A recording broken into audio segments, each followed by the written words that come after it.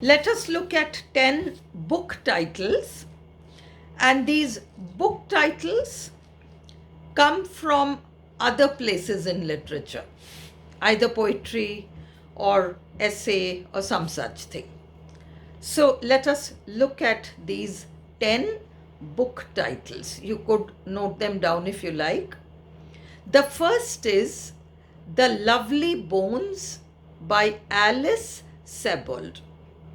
And this comes from Theodore Retker's I Knew a Woman.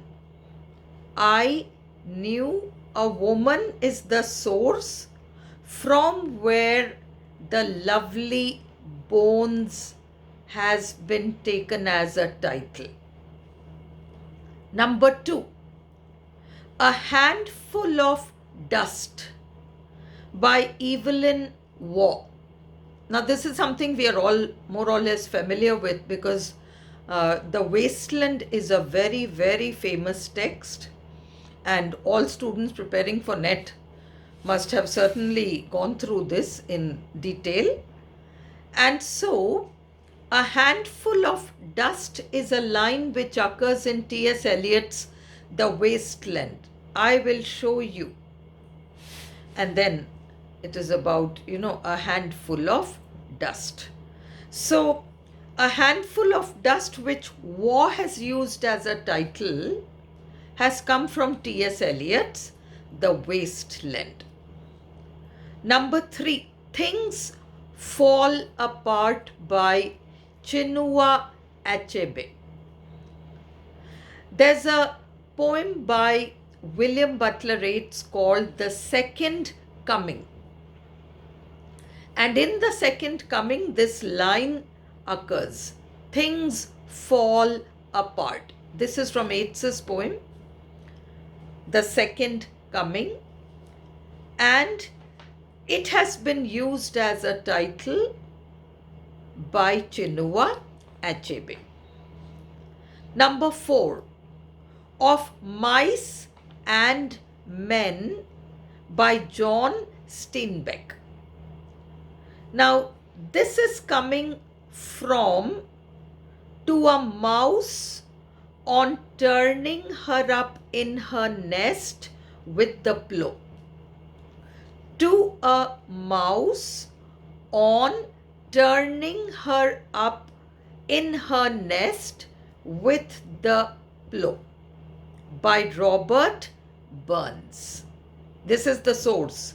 To a Mouse on Turning Her Up in Her Nest with the Plow is the source, written by Robert Burns, and it has been used as the title. Of Mice and Men has been used by John Steinbeck. Number 5, Far from the Madding Crowd by Thomas Hardy. Now, this is a novel by Thomas Hardy, is all right, but the title for this, Far from the Madding Crowd, this occurs as a line in Thomas Gray's famous Elegy Written in a Country Churchyard. Thomas Gray's famous Elegy Written in a Country Churchyard has this line, far from the madding crowd's ignoble strife. Then number 6, Remembrance of Things Past by Marcel Proust. Now, this is Remembrance of Things Past has been taken from Sonnet 30, went to the sessions of sweet, silent thought. I summon up remembrance of things past. This is William Shakespeare's sonnet number 30. And so the title has been taken from Shakespeare's sonnet number 30. 7, For Whom the Bell Tolls by Ernest Hemingway. Now, For Whom the Bell Tolls has been taken from John Donne's Meditations 17. Meditations 17. And at the time when Donne was writing this, Meditation 17, the exact lines are, "Now this bell tolling softly for another says to me, thou must die."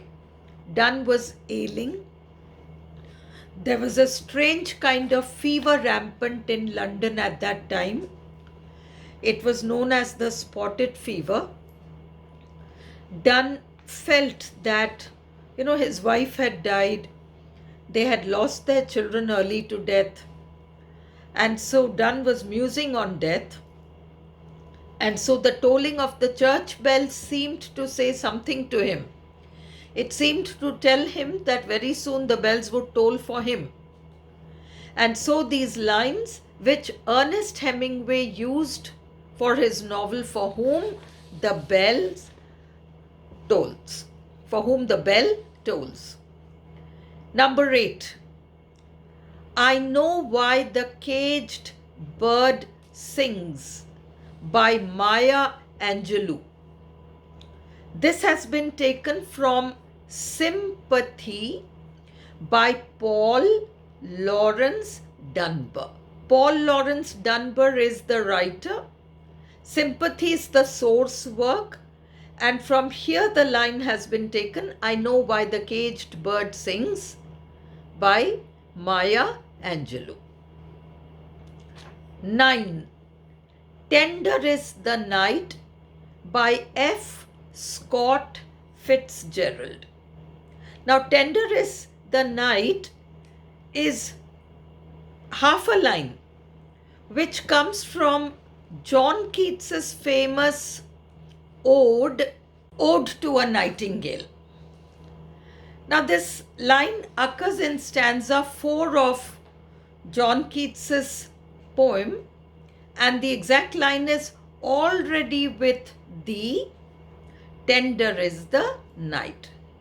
So the poet is saying that to the nightingale. Already with thee, tender is the night. And this has been taken by F. Scott Fitzgerald for his work, and the title is Tender is the Night. 10. A Passage to India by E.M. Forster, and the title has been taken from Walt Whitman's Leaves of Grass. Walt Whitman's Leaves of Grass. So these are 10 works, and you could look at their titles and you could, just remember from where they have been